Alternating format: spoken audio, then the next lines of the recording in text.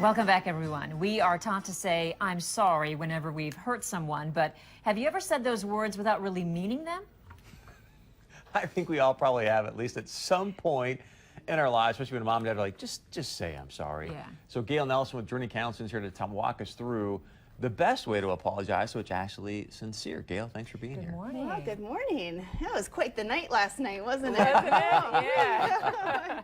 Glad listening to Mick all night long. I wasn't sorry that the TV was on and I the warnings know. worked and all that. I It was know, right? Quite a night. So. Yeah, and we do teach our kids early, right? You know, say you're sorry to your sister, but we don't always go any further than that, right? Well, I think it seems like it's just that effort to get the fight over with. Yeah. Just be done with it. There's conflict, there's tension, there's upset, and people just want to be done with it. But what I find a lot of times is it resurfaces. If we don't kind of get a good idea of what was that thing, especially for adults, I don't know, maybe kids are better at letting go of things, but adults will gunny sack things and it'll come back up again.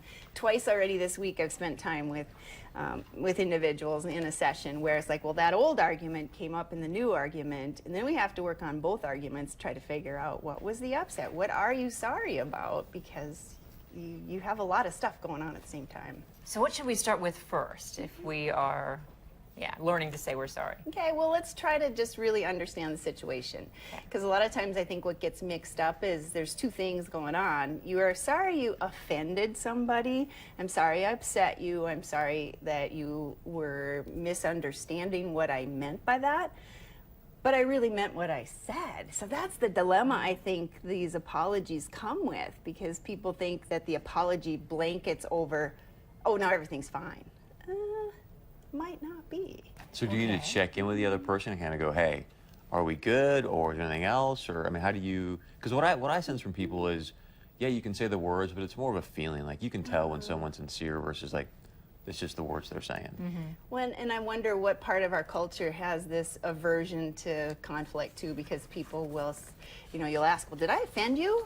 Oh, no. No, it wasn't you. I was just having a bad day. But when in reality, there might be something there that we need to really understand. We need to go back over. We need to get some validation that we really are okay, because now we understand what's going on. Okay, so what's the offense we're apologizing for?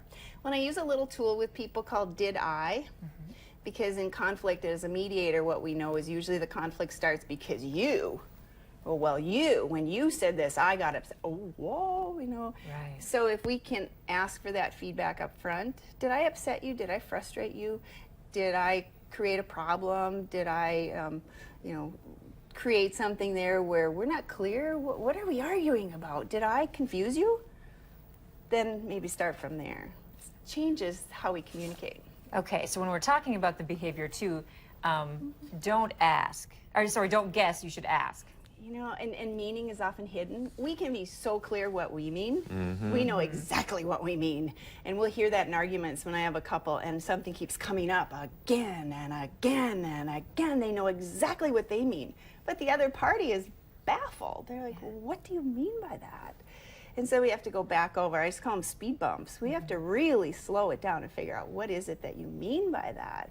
And sometimes people struggle even telling somebody what they mean, because it's so deep-seated, it's like hard to say, well, that really offended me. Right. Oh, okay, now we've got something we can work with. What was that? Okay.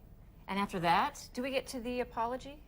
It would be a good thing, wouldn't it? Yeah, okay, I understand now that my content, what I said, created a problem. My intention was not to hurt you, to upset you, to be mean, to be rude. That wasn't my intention. I get that that's the way that seemed to you. That would be different. And then say, I apologize. That isn't what I meant to have happen.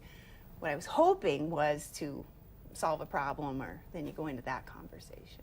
Okay, much more with Gail Nelson when we come back. How to apologize.